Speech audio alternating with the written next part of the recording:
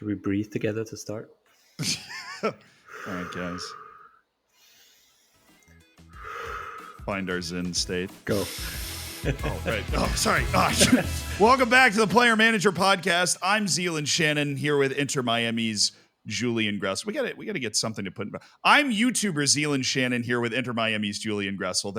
There we got it. What's new with you, Julian? We're back. It's been a little more than a week. Yeah, I mean, not really much is new, honestly. My daughter got over the flu, so she's all healed up. We survived another hurricane. That is a check. Oh, true. Obviously, hopefully your family's okay up in Tampa. How did that turn out? Yes, they're fine. They're hardy Florida folk. You know, they were just. So we decided we got the whole family together, each on their own personal alligator in the middle of the lake, you know, to get away from the trees and anything else. Yeah. And they sat on their alligators in the middle of the lake and let the storm pass. Nice. Yeah. Okay. I really hope there's somebody out there that actually believes that. Just one person. That'd be fantastic. No, but you didn't have a match this weekend, right? You were just hanging out. That's why there's nothing to do. Yeah, that's right. We were hanging out. We had our usual week, which is 3 off days, 3 training days, 2 off days. So there's more time off during this time than anything else. And obviously with the hurricane, our trainings were a little bit strange, I want to say, just because of the schedule. We had to work around that a little bit, but we still got the work done and got what we needed done and feeling good now heading into this last game and then obviously the playoffs. Now, how long were those training sessions? Were they over under 2 hours? We seem to this podcast under, here. Yeah, under. Oh no, don't say that. We sparked a little controversy on this podcast with our interview of Tim Ream. Really appreciated having him on. Learned a bunch of fun stuff about time in England and everything else, but he dove into how long the training sessions were with the U.S. national team, and it was only 2 hours, which I think Barstool Sports and a couple of other people picked up on and were very surprised by and kind of blamed perhaps poor performances from the U.S. on the fact that was the longest training session Tim had ever been a part of, and it was only 2 hours. So don't worry, we're going to dig into that and talk about what goes into a professional athlete's training in the top level of soccer. But before we do, I need to thank you guys for your comments on YouTube and remind you, because you'll get mad at me if I don't, that if you subscribe to the channel and you comment on our last episode, so not the one you're watching right now, I warned you, you can comment on this one too. I'll say hi. But you have to comment on the last one to enter the giveaway to win a Leagues Cup ball signed by the entire Inter Miami squad, which obviously you want. I mean, it has Julian Gressel's signature on it. Who wouldn't want that? Get your comments in by next Wednesday, October 23rd, for a chance to win. So you have to subscribe and comment on the last episode of the podcast. We're going to read some of your best comments on YouTube later in the show as well. And before we get to all of the training controversy and nonsense, there's other controversy and nonsense we have to get to first. And that's because the United States men's national team happened to be in camp, which is why we were talking to our friend Tim anyways.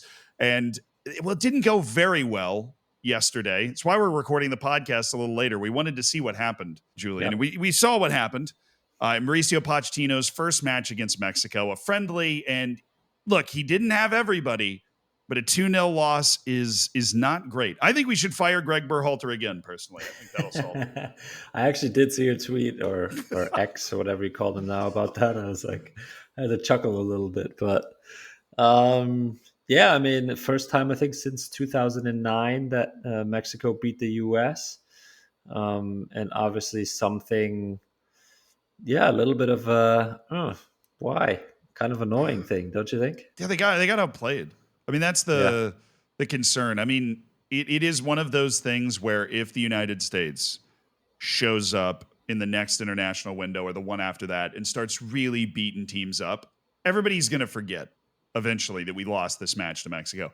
But if we don't, if it continues to get where maybe we play a friendly against Costa Rica and we draw, or I don't know what friendlies we have scheduled in the future. We go into Nations League and it's a bit of a dud. This could be the start of something bad. I don't think it's a 5-alarm fire yet, but it's definitely just a little bit of smoke of like, okay, Pochettino's first camp, we lost to a Mexico team that I don't know how many people noticed this, but I just have my head in the sand so much. They played Valencia's B team. They had a friendly, like Mexico's national team, against the actual Spanish club Valencia, and they did not beat them.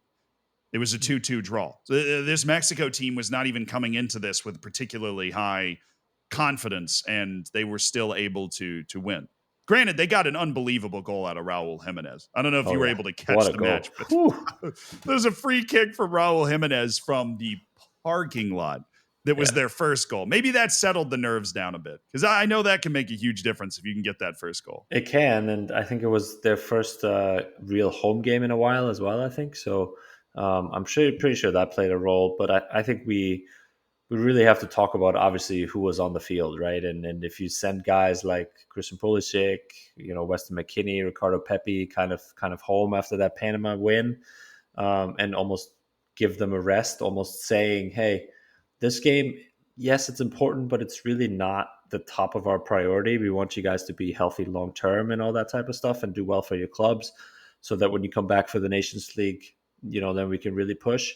Then that's an okay decision in my opinion. Obviously, you don't want to go into the game, or you don't want to approach that game as a kind of just a chalk off in a sense, right? But I think it also gave probably Pochettino a really good idea of what the pool looks like, right? Of how other guys that are maybe 2-3 down in the depth chart can kind of react and are reacting in those environments. And when it gets tough against Mexico, against a team that is with you, kind of the top two teams, obviously in CONCACAF. So I think it was more information for Pochettino that he got to take away from that game. I think you talk about guys like, for me, the guys that stand out like Busio, Aiden Morris, that really haven't played a ton of minutes with the A team, in that sense, and environments like that with the full squad. So probably a very valuable camp, I think, in general, to just get a feel for the pool. And that Pulisic is going to be there, that McKinney is going to be there, and that Pepe's going to be there, so sending those home, I think, was a fine decision for me. I know there was a little bit of a controversy around that before the match against Mexico. Yeah, a lot of former U.S. legends were upset by it. That doesn't surprise me, because, I mean, the way the whole U.S. national team is structured, and in many ways the way the Mexico national team is structured now, it is an exact comparison between those two teams, right? It is how good are you compared to that other team? And I think in some ways, the U.S. national team's perceived improvement over the last 5 years has been Mexico's gotten a lot worse. So the U.S. has been able to bully Mexico. But you brought up one thing that I really should have mentioned right when we dropped into this was also a home game for Mexico. Yep. And a lot of the matches the U.S. has played against Mexico recently, particularly, they've all been in the U.S.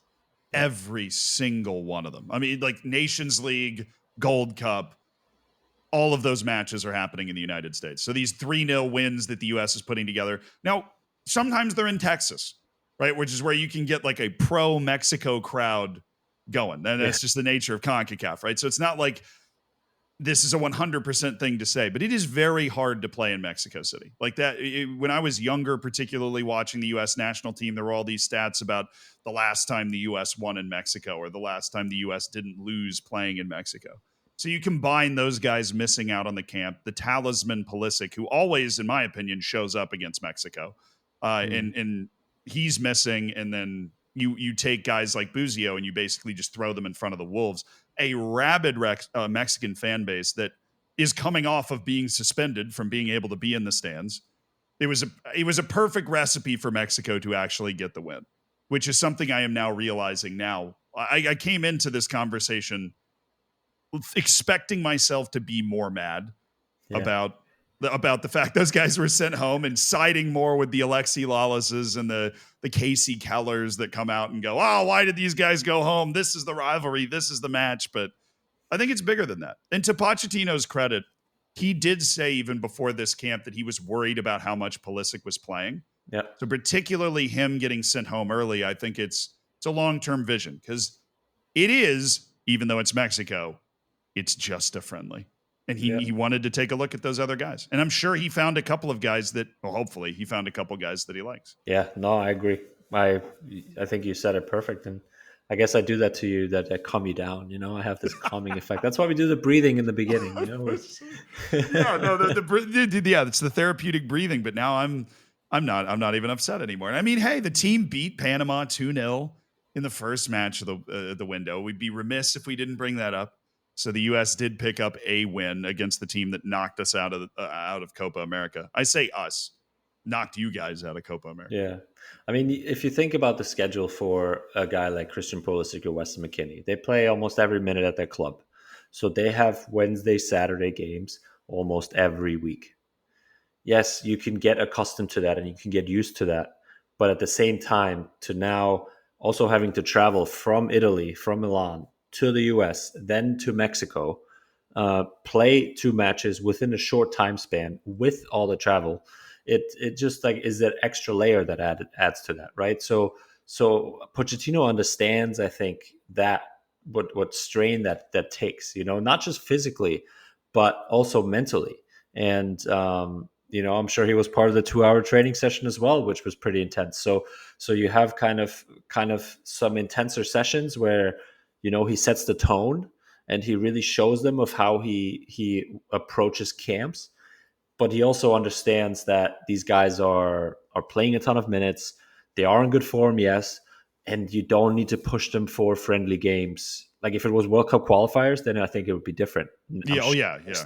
the next window in the Nations League will be different. There's a trophy on the line, and that's when you really wanna I think show, okay, take another step, right? But this first window I think was a introductory way of getting them in, talking to them a lot, showing them how they want to do things, and then but also giving them a little bit of a rest physically. And I think that is something that will hopefully pay dividends, especially with some injury history as well. That's what always blows my mind about these international windows is people always get on players for skipping international windows or whatever, or maybe not showing up for their national team as often as they think that they should. But I travel to Europe a lot for YouTube videos and stuff that we make, and I always go a day early because it takes me a whole day, no matter how nice the flight is. And let's be honest, most of the time I'm in economy, but sometimes you're in, somebody else is paying for it or whatever, because I can't usually justify it. And you're in like, and then even if they give me the full bed, I still need a whole day. I schedule one day early so that I can recover. And if you're Pulisic, you've got a game on. There was actually a quote from Ange Postecoglou, who's the manager of Tottenham, where he said they lost to Brighton, right? They lose this game to Brighton, and he comes into the dressing room and he wants to yell at them, but he realizes he can't because they're all already thinking about the fact that they have to go to international duty and they're all flying out the next morning. Yeah. Because the international break's about to start. And so he's basically going to give the team talk after that Brighton game when they get back. But it also put in my mind, I'm like, these guys play the game on Saturday. They're at the airport Sunday morning. Yeah. Or Saturday night, honestly, sometimes to fly to wherever they're going to play, to play Panama. If I think a friendly against Panama is rather meaningless, I mean, I can imagine how annoyed you could be if you're in that situation and you're just coming from the San Siro and you're Christian Pulisic and you're like, dude, I have to play Nicaragua now. Like this is, Yeah. there's no offense to the Nicaraguan team. It's such a different level of like intensity and thought process. And like now I'm playing away at St. Vincent and the Grenadines and you're like, okay, this is pretty wild. And so many players go through that. I was in perfect condition, that and your calming influence, to accept the fact that those guys should go back early and get a few days, go sit by Lake Como. As long as he shows up at the World Cup and balls out, I don't care if he plays a single match for the U.S. beforehand. I think it'll be helpful if he does, but he will. But just like this is all building towards 3 to hopefully 7 matches, or maybe 8, I think, with the new format. That's what this is building towards. No, I agree. And like I said, I think it's also a difference. Like if you have guys that are going from Italy to Germany to play for the German national team, or from Germany to Italy to play for the Italian national team, like that's like a drive sometimes. It's not even a flight or a 30-minute flight. Like this is a 9-10 hour flight that these guys are taking on, while then within that window, they also would have to fly to Mexico to go even further away from their usual time zone in Europe. So like, I can totally understand. And just from, honestly, me thinking about this and even talking about kind of the travel they had set up and all that stuff, like makes me just be exhausted as well. So I totally understand it, and I think it was a good move from him to do that, and also maybe not show all of your cards to a Mexico team that you might face, in Nations League games, where now you have something that you kind of held back a little bit, and obviously they know the players, right? But Mhm. they can still, show something different. Maybe when that game comes back in a more meaningful way rather than a friendly. Yeah, I mean, it's one thing to know the players, but clearly Pochettino is going to set them up a different way. And it would be a surprise if the U.S. and Mexico didn't meet at some point in the Nations League. Jamaica and Canada are really the two teams that feel like, to me right now, could knock off one of those teams.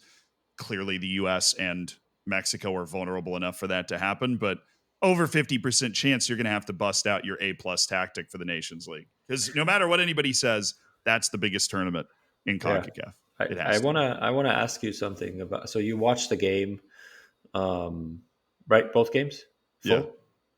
full. Did you? And obviously, you see what he says in the media and how he wants to approach games and all those things.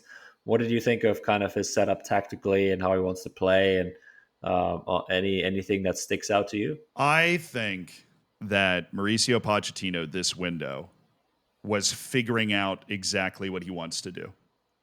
I don't think there was what I didn't hear from anybody was he came in and he told us it had to be this way or the highway.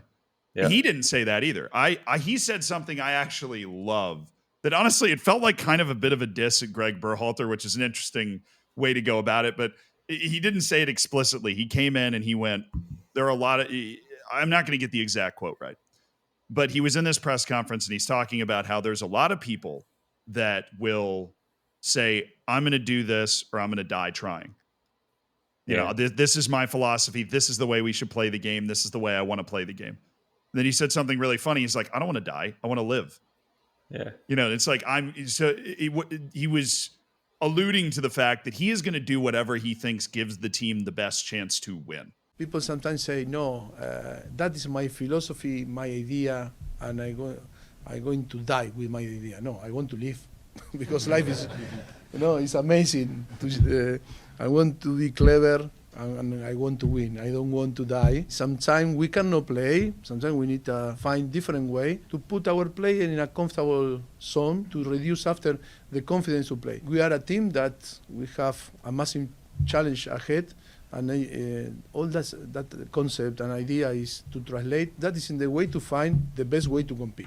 And honestly, you're only training 2 hours at a time, right? It's just been so well documented here. You don't have a lot of time to figure out what these guys want.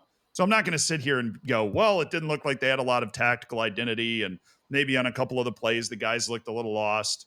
Anthony Robinson looked great, so he's getting the best out of the left back position anyways. He was rampaging all over the place. But he has been flying. he even just in the keeps Prem. getting better, man. Yeah, Really impressed with Anthony Robinson. But Pochettino's got to figure out how to get the other 10 guys to, get up to that work rate. We're going to be great. But no, I'm not going to go after Poch for not having some sort of tactical identity yet, because it sounds like, and he's basically telling us, he's still figuring out the best way to win with the guys that he has. And he's never managed a national team before. So this is new for him too, to be calling up a team and trying to gel with guys this quickly. So I think there's a learning process there for him. well, that identity can be flexible. It can be an identity from game to game where you see something in an opponent that you can exploit, so then you change based off of that, and that is also an identity in my opinion. Like you said, there's certain principles I'm sure that will stay, and that kind of have stayed even when I was at different clubs and different coaches and everything. But at the same time, you always adjust, and some coaches adjust more, some coaches adjust less for the opponents, and not just the opponents, but like you're saying, I think the guys that you have on your team as well. So it's certainly, I think that's his identity, is probably to be flexible and to be able to adapt and play in different ways, so that you can be most effective. I think that is the best way to kind of probably describe him. He wants to be as effective as possible, to get the best results possible. And honestly, that's something I think you want out of a national team coach like that, where you want to get results. You might not have player X this window, but you might have him back the next window, and then your team changes. You might not have a hold up striker. Then all of a sudden you have more of a fast guy that runs in behind more. Like the profile changes so much from a guy like Christian Pulisic to Brendan Aronson, for example. Like how much of a different type of player they are. And or even Musa playing on the wing, like totally different type of setups there. So I think that might just be his identity, and so far I think that. From the moments that I've watched from these games, I like what I'm seeing, and I think that it's something that you can build on and you can really, get better with. I think the one constant you're going to get from Pochettino is he's one of those people that I don't know how much NFL you used to watch, but there was an old linebacker for the Pittsburgh Steelers. If you're not from the US, then you don't know who that is. It's an old famous team. His name's James Harrison. And he used to say this thing where he would say, I would let a snake bite me every morning if it gave my team a better chance to win. Yeah. And Mauricio Pochettino feels like that type of guy. He's the one guarantee you're going to get is this kind of intensity. And I will say he's going to come into the dressing room and be disappointed with the intensity in that Mexico game. He will. That doesn't mean that he's not going to be able to get the intensity out of the team going forward, but that was, I think, a learning experience for him and the players on the field about how to get that intense, because the energy was there against Panama. The U.S. was all over him, played really well. Panama had a chance here or there. It was a good save by Matt Turner at one point, but yeah, he'll be disappointed with the energy in the Mexico game. And if that becomes a running theme, then we have a problem, because then Pochettino's lost what makes him Pochettino. Yeah, but there'll be more 2-hour sessions, I think, to yeah. To move away or go against that. I feel like that. I think he will have a way to kind of light more of a fire, and it was just so funny hearing Tim Ream talk about it, and then kind of seeing the reactions off of people online. But who would have thought that? First of all, Tim is Captain America. After our interview, we made him Captain America. Do you notice that? I look. Well, he's got the experience. I mean, if we can lean into joking about Tim's age a little more, he has the experience. But I mean, he has a presence too. You notice that just kind of talking to him. We've had the privilege of interviewing a lot of people for this podcast, and we haven't interviewed one person that we didn't like. But Tim definitely has he just feels like a captain. I mean, anybody that's played sports in an organized setting, there's certain people that just feel like he handles different locker room situations well. You can just tell by the way he describes it. He knows everybody in the staff, the way he's talking about, this one guy I saw at the other. He is very familiar with everything that's happening. And I would imagine that's a comfortable choice for somebody like Pochettino, who doesn't know the names of all of those people, right? And is kind of learning on the job. But was that the first time that he'd captained the team? I am not sure. That is a question for our producer, Mike. How quickly can he Google it for us, do you think?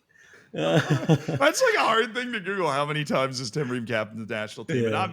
And Tim would be disappointed with the result, but I was surprised that was the most grabbed onto piece of the interview that we did, because I thought there were so many interesting little tidbits in there that it was the 2-hour thing we keep joking about, because it really was everywhere. I was getting tagged in it. People that were talking about the fact that training sessions were 2 hours. The camp has been good. It's been intense. I think we were out on the field today for 2 hours, which is probably the longest training session I've had with the national team in my 14 years. He's very likable, but very demanding. So I'm going to set this up for you. Why is a 2-hour training session so long? Because when we were talking about this, you were kind of like, wow, that's a long training session. Because it doesn't sound long to people like me that have never been in a professional training session before. So why is that the length of these sessions? So, I mean, I can probably count on one hand that I've had 2-hour training sessions where you are on the field, actually from warm-up start all the way through the end of training where you walk off the field. I think 2 hours is extremely long. And at the professional level, I don't think that has happened yet. So it has always been maybe college, maybe youth, or like older youth, not even younger youth. But I don't know. Obviously, you get tired. I think that's simply the answer, right? Like like there's a certain attention span that you have and how much you can kind of accomplish, right? I mean, when you go to the gym or when you go for a run, how often do you run past 2 hours? Well, I Not a did. lot. Or how often do you go to the gym past 2 hours? Yeah, I guess. I feel like that doesn't happen as often unless you are ultra marathon runner like yourself I that wouldn't. Don't trains. put the ultra there. No, please, please don't put the ultra there. But so it's those types of things that I think just for the physical aspect of it, one, I don't think they make much sense to be out there for 2 hours, because if you make it slow and kind of more tactical and everything, then guys lose interest really fast, and it kind of becomes like you like disinterested almost, or you become like mentally, not really there, and then it doesn't really serve a purpose. If you're super intense and want to focus on fitness, you don't need to do a 2 hour session in order to get kind of what you need into that. You can do it in an hour. You can be really intense for an hour, and that's really most of the sessions that we have. They're mostly an hour 15, hour 30 max. That's kind of, sometimes we're on the field for 45 minutes. And that's really all we get done. So, but obviously there's a lot more that goes into a day than just being on the field, right? I just wanted to give credit to Mike, our producer, because I put my finger up the moment that he had actually found how many times Tim Ream has captained the U.S. national team. It was 12. So that you could time that out in real time if you're watching this on YouTube. Or if you're listening to it live, just 10 seconds before I started talking. Or listening to it, not live, but wherever you get your podcasts. No, I think it's interesting because I just feel like people that aren't professional athletes have this mental image. You guys are, running sprints 5 hours a day, right? Where the concept to somebody, maybe the person writing the article at Barstool Sports that was talking about the interview we did last week or whatever, where they're going, well, I take my kids to soccer practice and it takes, their soccer practice takes 2 hours. So we're going to do this. We're going to do this a different way. It's too long for the kids. Really? Yeah, it's way too long. Well, probably half of them spent trying to get Timmy to like figure out where the goal is in the first place. But yeah, so that doesn't constitute training, in my opinion. That's not part of the training. I want to dissect this even more. So you said earlier in this episode that there is 3 days on, 3 days off, right? Like normal week, quote unquote. On a normal international day, break. Normal international break, right? Yes. Sorry, my bad. Please don't clip that out of context. Normal international break. What is one of those days on? What do you do? Like, when do you get to the facility? How long are you on the field? What other stuff do you do? How long is your total day of being on as an Inter Miami player? I mean, I can answer this in a really professional way and say I'm on 24/7, because when I do stuff at home, and what I eat and how much I sleep, that factors into how I am the next day. So I'm gonna take that away because that is part of what we do. But at the same time, every day is usually structured the same. So we usually have a start training time of 9:30. For us in Miami, it's 9:30. In Columbus, it was 11. So it changes from team to team because we are in Miami in a little bit hotter climate. We try and get it done a little bit earlier, so you beat the heat a little bit. So that means that we have to be in the facility the latest an hour before training. So 8:30. There's breakfast available starting at 7 a.m. I usually get there at 8, so about an hour to an hour 15 before the training session. And then, you go get breakfast, you have a coffee, you get treatment, you do your prehab exercises, you do, hit the gym a little bit for an activation. Usually there's one or two of our trainers that are doing that with us, that are walking us through. Some guys are more individualized because they had an injury or a deficit that they're trying to work on. So basically, I leave the house at 7:15, get there at 8 or 7:30, get there at 8. And then, I usually get some treatment, do some stuff in the gym. And then 9:30 is training up until, depends on the day. So if it's a first day back after a couple of days off, it's a little bit shorter.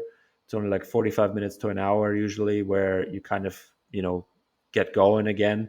And then usually The days after that are a little bit longer, where they can lead up to an hour and a half. So let's say it's an hour and a half session. That takes us to 11, if my math is correct here. Yes. Yeah. Approved. Yes. So then 11, you walk in all sweaty and you kind of get changed, and then after that, it's basically almost everybody's on their own. We have individual lifts that you talk to the trainers if you do them. They will work with you. If you, I don't know, felt something that you can't do the lift, for example, then you do some extra recovery, or you get some treatment. And then starting at 11:30, 12 o'clock, lunch is available for us. That is available up until 2:30, where I like to get my stuff done pretty quickly. So I'm like in from the session, quick towel off, change, and then into the gym for probably about 30-45 minute, probably 30-minute session max, where I do not too many exercises, but quite intense, and based on kind of power, and mostly legs, and some days are upper body. And then I get some more treatment if I feel like it, and then I kind of during that I sometimes watch a little bit of film. So I kind of combine two things, so I don't have to do it in the afternoon when I'm at home, where I can really kind of be a dad. Yeah. Or jump in the ice bath or whatever, or I even have an ice bath at home where I sometimes do that in the afternoon. I usually take my lunch to go most of the days, because 12 o'clock is a little bit too early for me to eat. So I decide to take it with me, come home and eat it around 1:30 at home, but that's usually when I get home. What do they make you for lunch? Honestly, there's a buffet of a lot of things. There's always a salad buffet. There's obviously a lot of carbs and high quality protein sources.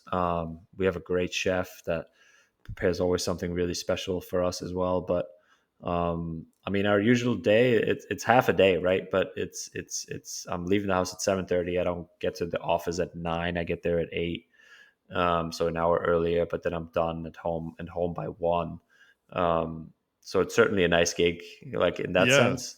But like I said, I think you also, forget that we have weekends that are the most important of our job, where, Right. Friday nights, Saturdays, we can't really do much just because the games happen, and that's when you want to be at your best and all those things. So, but I want to go back. Does that make sense, or do No, you I know. want to kind I of feel dig into like, that more? and I realize I'm kind of representing everybody listening to this right now, as I'm making sure that I'm hitting on all of the interesting bases. I just love the idea that you could be training with Messi in the morning and picking your kids up from school in the Yeah, afternoon. That's yeah, that's like the way that could work out. Like your yeah. kids might not even notice you're gone. Like you go into training and it's like the same amount of time that they're at school. Yeah, well, my youngest one doesn't wake up before I leave, so she sleeps still when I leave, so I don't see her in the morning. The older one, I wake up with her and I make breakfast with her together, so we have a little moment, some of those moments together in the morning, and then I leave her with my wife essentially when I have to go to work. And she understands that it's a routine thing, same with kids. But yeah, it's a huge perk, in my opinion, to be home, have lunch with my wife and my daughter here, and then pick my older one up from preschool, and really get to do stuff with them. Like I said, be a dad, and that's something that um, also helps me perform in a way, I think, because I can separate things easier. Where if I always had to worry about my kids and my family, then my head wouldn't be in the training session as much, So there's positives and negatives to that in a sense as well. You said you wanted to go back to something. I definitely have more questions, but before you lose that thought, what do you want to go back to? Yeah, well, I think I want to go back to why we don't train more, because I think that has been the big question, right? Of why we don't train longer than 2 hours or have more 2 hour sessions. Um, I think travel is a big thing for us, where every away game is a flight that is not short. I think in Miami here, our shortest flight, which we actually bused to Orlando, which was a 3 hour or 2.5 hour bus ride, it's also long. But everything other than that is at least an hour and a half, 2 hours in terms of flying, sometimes even longer. And after games, sometimes we get home at like 2, 3 a.m. So it takes you 1 to 2 days to recover even from that. So I think that is a big part of it. and then our season is so long without any breaks in between. And that also plays a big role, I think, of why we don't train more. Yes, there's guys that honestly, when you're injured, you're probably in the facility more than when you're not. Just because you have more rehab exercises, you have more treatments, and all those types of things. So that it varies certainly by guys. Um, but I think a big part of why we don't train longer is just because of trying to minimize fatigue. Knowing that we certainly have games on the weekend that are very important that sometimes we're gone for, and all those types of things for a long time. So um, obviously, preseason I think is a whole different story, but during the season we very rarely train longer than an hour and a half, 2 hours. Okay, and then I had the two other subsets of this that I wanted to get into outside of the preseason, obviously, where I imagine you're just running and doing beeper tests and other annoying sort of endurance stuff. Preseason is double sessions some days, especially early on, and then you kind of taper as the season gets closer. But yeah, certainly you lay the groundwork there because, like I said, you don't have many breaks throughout the year where you don't actually lose any sort of fitness really much. So once you have it, you kind of keep it. And so preseason is certainly different. Yeah. But then there's the away days. So when you're on the road and, let's say you're on the West Coast, you got to get there a couple days early. You have training in the morning. Are you just traveling around Vancouver or something in the afternoon? Like, does your day, your work day ends at 1 and you're just kind of like, oh, waterfalls or something? What do you do? Or is that how it works? Yeah, I mean, that's some guys are like that. Some guys are also just staying in their room playing video games. Nice. Football manager, perhaps. Yes, exactly. So no, but everybody's different. Sometimes when we are on the road, we usually train in the afternoons because the mornings are always taken up by the home team at the facility, so we get to train in the afternoons. So in the mornings, I usually try and get out the hotel, try and see places. If you have been to an away game where we have been, maybe you have seen me kind of try and sneak out in some non-Inter Miami gear as well. I try and get out because I can't just be confined in my room and in the hotel the whole time. So I try and see the cities. Usually by now I also have a good amount of friends in almost every city we go to. So I maybe meet up with a couple of them here and there. But yeah, I mean, again, there's probably more treatment windows that you can take advantage of during away trips where everything is right there. The trainers are right there. Nobody has family. Nobody has other things going on. So if you wanted to get an extra massage in or an extra, the recovery boots like Normatec, for example, all that type of stuff, you can do that and kind of take advantage of it. And then the other question I had outside of your network of friends across MLS is the international trainings, because that's what we were talking to Tim Ream about, obviously, in the interview on this podcast. What, if any, is the difference between club training and then the type of training you do with the national team? I mean, so let's go back to what Pulisic, right? And kind of his travel schedule. So he plays a game Saturday, then he flies Sunday. He gets in Sunday midday, night, depending on how the flights work. And then when was their game? Was it Wednesday? No, it wasn't until Saturday again. So yes, so they had sometimes it's quicker than that though. So I mean, yes. Sometimes it can be like Wednesday. So he actually had a full week to prepare. So that's probably why he had a big session, because he did. But sometimes these games come really fast. And then if you had just played, with the travel, you take a couple of days to recover from that. So that there's really no time to you would probably do more harm than good if you trained a ton more. And that I think is something that obviously it's all science based and guys are getting more aware of how much strain it has on your body, how much strain a game has on your body. Like I'm sore 2 days after, pretty banged up, and it's a real thing to really take usually 2 days, 2 full days to recover from a game, and then the next game might already be around the corner. So that's why you can't have these long training sessions, just because of how tight the schedule is, of how many games there are, and how many minutes these guys play.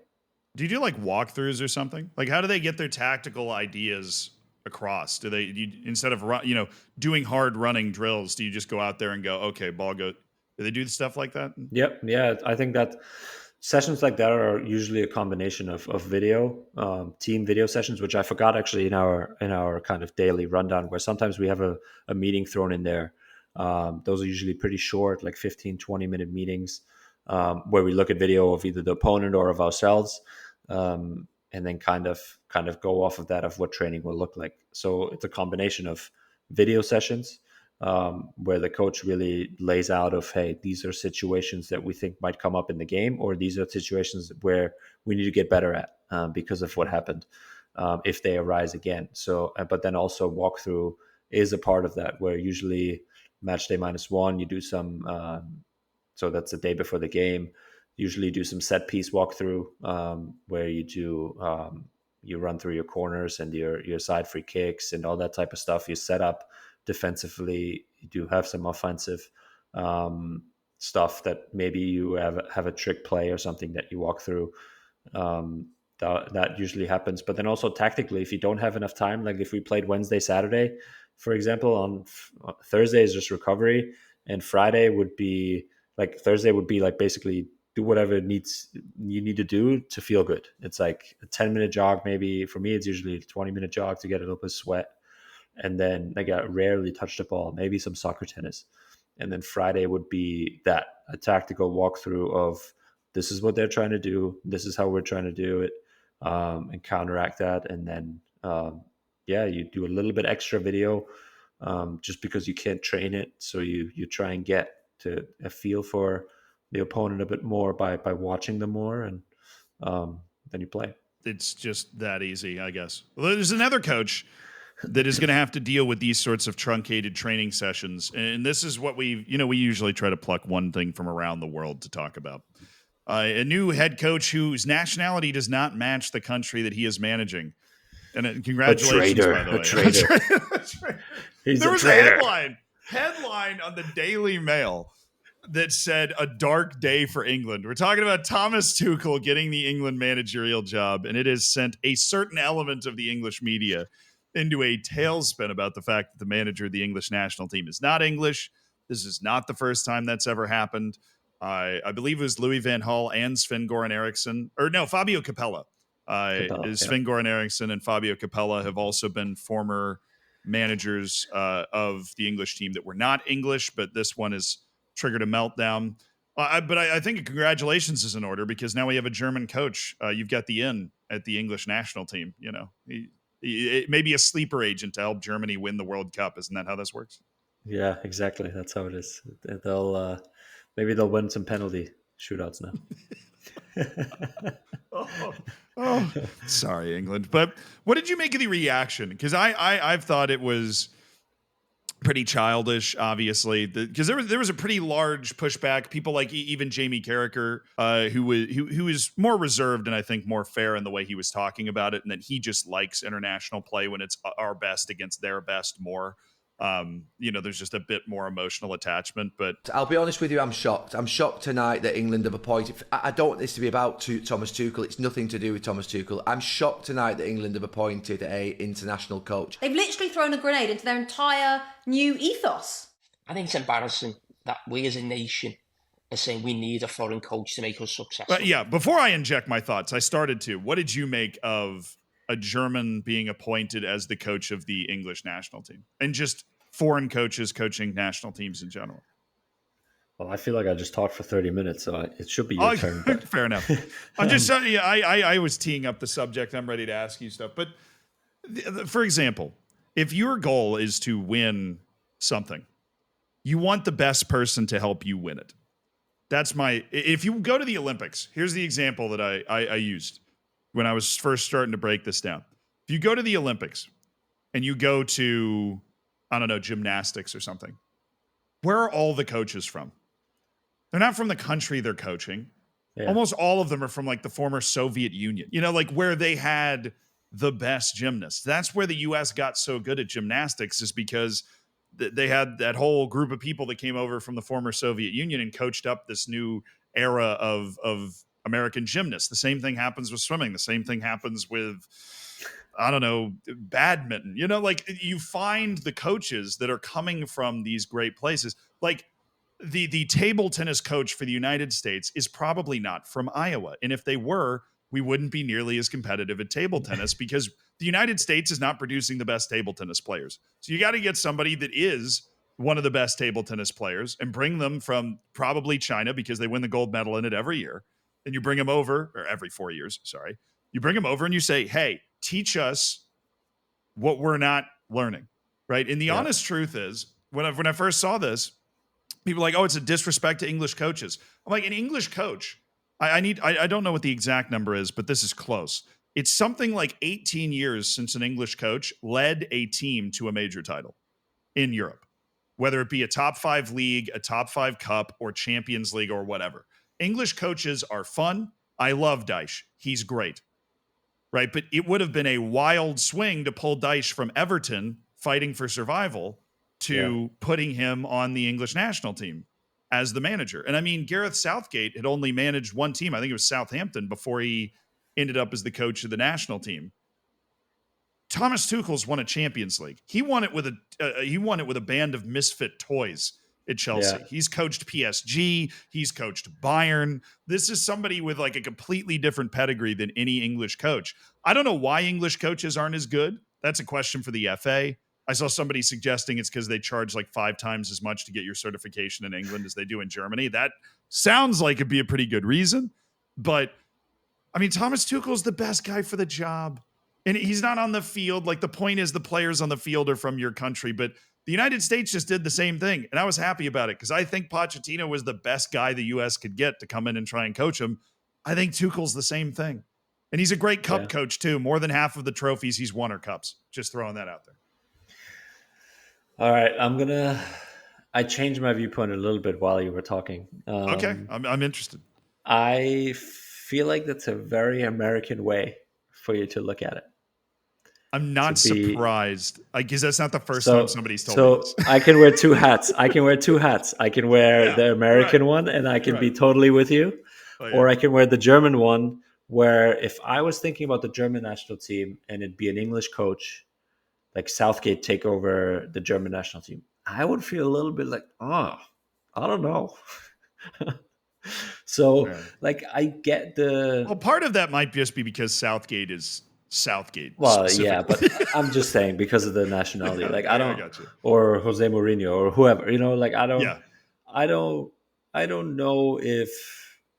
Yeah, I could just totally see how that wouldn't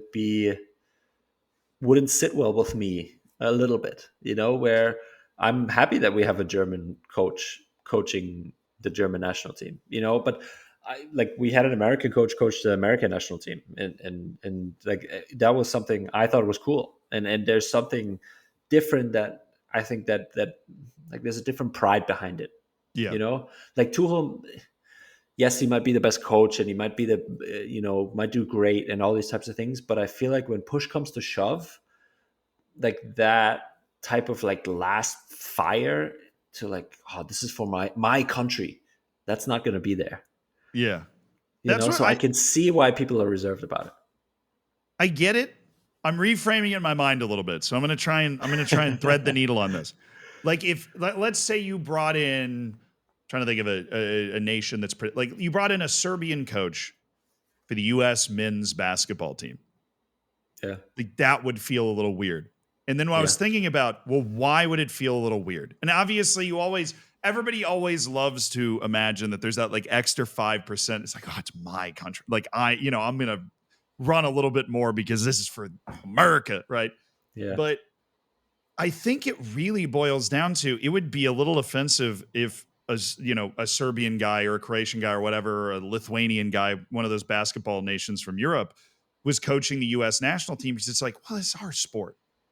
Yeah. Like we kind of, it's our thing. The English sport. And it is exactly. Yeah. Like in Germany, you've won a bunch of World Cups. And so you're sitting there going, well, like this is our thing. Like we can do it with us.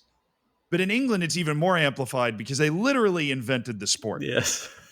And so they're sitting there like, it is the same as there being a foreign coach of the U.S. men's basketball team. It's like, So I understand where they're coming from a little bit more, but I think when you look at the state of play of everything, that the anger is almost misdirected because they're kind of just going after Tuchel.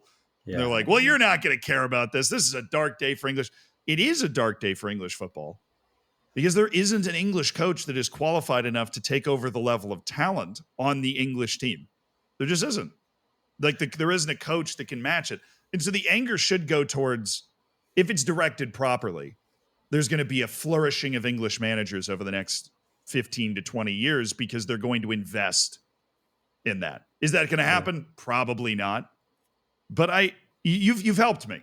I've reduced my Americanness slightly. I understand where it's coming from a bit more because it's like, this is kind of our thing, you know. This is what we're here for, to give different perspectives of things. And, you know, I think that it is a perspective thing where it's hard for us to, like, that's why I'm putting my German hat on in this moment, because I feel like that's more relatable to what the English people themselves feel like. 100%. You know what I'm saying? So it's like, it's that type of things that I get it. I get how they're a little bit frustrated. You know, if they win the World Cup, they will forever, they will probably, I don't know, they'll make him a knight or whatever they do over there and you know, give him a castle somewhere and, you know, call him I don't know, a king. Yeah, they're going to add a German to the British aristocracy is what's going to happen. Exactly. That's the bottom line to all this, whether we're talking about Poch or Tuchel. Winning cures all things. Yeah, if you win games, nobody's really going to care how you got there. And if they, honestly, I can imagine as somebody that has become more fluent in the internet over the past couple of years of doing this as a job, that if they really do win the World Cup with Tuchel as the manager, which again, the English people would love you guys, would be completely insufferable if they won that tournament. They would start like a joking movement to never have an English coach of the national team again. They would literally be like, we need to find the next German coach, like line up Nagelsmann. Like, here we go. We're going for the next tournament. It's going to be great. But I almost felt bad for Tuchel, but what an opportunity. Because if you can win with England, then that's the most heroic trophy you could possibly win in international soccer. It just is. They invented the sport and they can't win anything. I know. It's sad but funny at the same time. But Zealand, I think we got to move on. And I think there was a really interesting question that we got about your hair routine. So can you give us kind of, I don't know what the running joke is about that. You mentioned something earlier.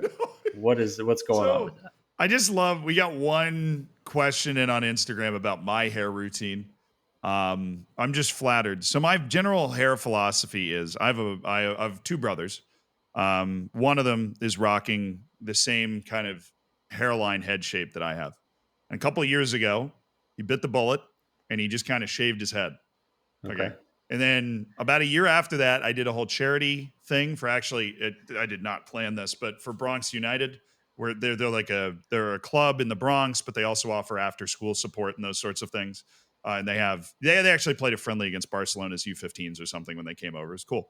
Okay. We did a charity stream with them and we raised, the final goal was I'll shave my head, which I've never done in my life. I don't know if you've ever done it. It's really terrifying if you've never done it before. No. I went early in the morning. I brought a beanie so nobody would see me walking out of the place, clean razor shave of the head. And once, I know. Once the hair kind of grew back in a little bit, people started mistaking me for my brother because we looked exactly the same again. And so what is my hair routine? My hair routine is whatever allows me to keep hair on top of my head as long as possible so that I don't get mistaken for my brother. That being said, I've always been somebody that I just kind of wake up and my hair is what it is. Maybe I do a little one of those, but no, if you watch the streams, you will get some very interesting hair days.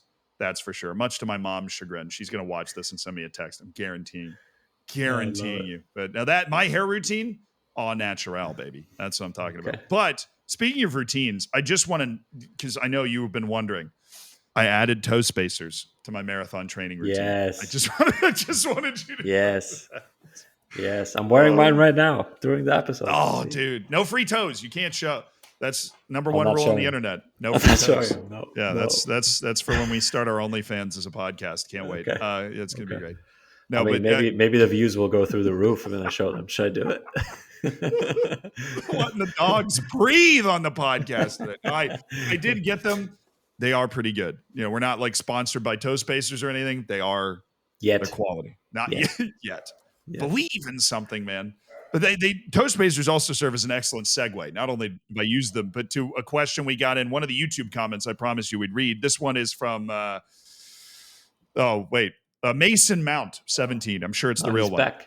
He's back. He was in a few episodes before too. I think so. Yes. We have 3 comments. They're all from Mason Mount. Surprising. No, I'm just kidding. But this one is, and he said, I've heard stories about other football podcasts like the one that Ben Foster does about how some players can go through multiple pairs of boots or cleats throughout the week or even in a single game. So my question to Julian, and then they put in parentheses, and I guess you too, Z, which I appreciate. Thank you. Is how long do a pair of cleats usually last you? I mean, if you wear them every day, training, game, everything, probably like 2-3 months. That's a long time. I feel like that is a long time too. But for me, so I do it differently. I have a pair that I really like from a few years ago where they don't make that model anymore. Unfortunately, nowadays they don't remake the same things. And for some reason, I really like those. So I have actually 2-3 pairs kind of stashed.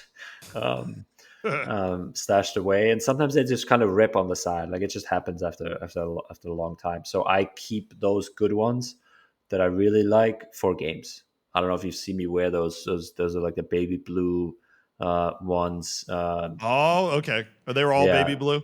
It's the that exact type. Same. And then I have a black pair as well. But that because the ones are metal studs that I usually wear in games. So those ones I only wear in games. I never wear in training, because I want to make them last for as long as possible. So I'm hoping, that I have 2 more pairs in my closet here, actually. So I want to keep them for as long as possible. And usually for just games, I mean, 1 season is long. So that's 30, 34 games, plus obviously preseason, playoffs, etc. So maybe a total of 50 games-ish. And then they kind of start to rip a little bit, and they kind of get worn out a little bit where it gets too loose, and then you kind of gotta get new ones. But that's for me where I just wear them in games. And then for training, I mean, there's guys that are contracted that switch all the time. They I was going to say, like, there's no way Messi's wearing the same shoe for 3 months. No, I feel like he has a new pair on every week or two, honestly. Because every time they come up with a new colorway for him, and for him, obviously, he has to wear the newest colorway, or new special edition or whatever it is.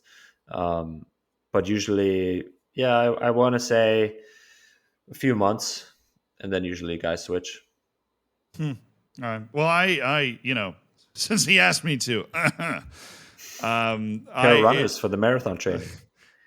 Marathon training will wear them out. That's like once every 6 months you got to switch. Because I sprained my ankle so much playing basketball that if I don't switch the shoes, my whole leg will start to just reverberate with pain because there just aren't tendons there to stop the bones from hitting together. Yeah. So that was a pleasant discovery during marathon training the first time. But if I switch the shoes enough, then I can keep that from happening. But in high school, I wore the same pair the entire time.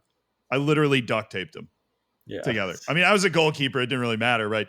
But they were so comfortable for me, and I didn't want to have to deal with. They were like $35 piddly nothings that I bought for the tryout, and the bottom was falling off, and I just wrapped the duct tape around and poked the studs through. And I've had the same pair that I used in the men's league for 4 years. I will put up with, and as long as it doesn't fall off my foot, I will keep wearing it. Next comment. Thank you.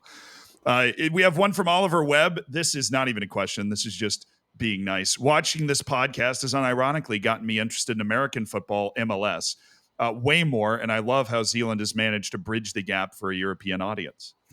Nice. Yay. Congrats, Zealand. That's a good one for you. Yeah. Hang that one. I'll print that one and hang it up. Thank you. I haven't already done that, but thank you, Oliver. We have a global audience, and we appreciate hearing from all of you guys. And the next comment, the final comment and question we got, can we find the person who beat Zealand's record? And they're talking about the standing long jump record from the last podcast, and live stream a 2024 version of the competition. Winner between Zealand and the kid keeps the record. They said parentheses also entry for the ball, which remember to comment on our last podcast to enter the drawing for a League Cup signed ball by everybody in the Inter Miami team. I will answer that question for you. I would lose to the kid that beat my long jump record because there is no way I could jump as far as I did when I was 13. That's our show. Great way to end the inevitable progress of age.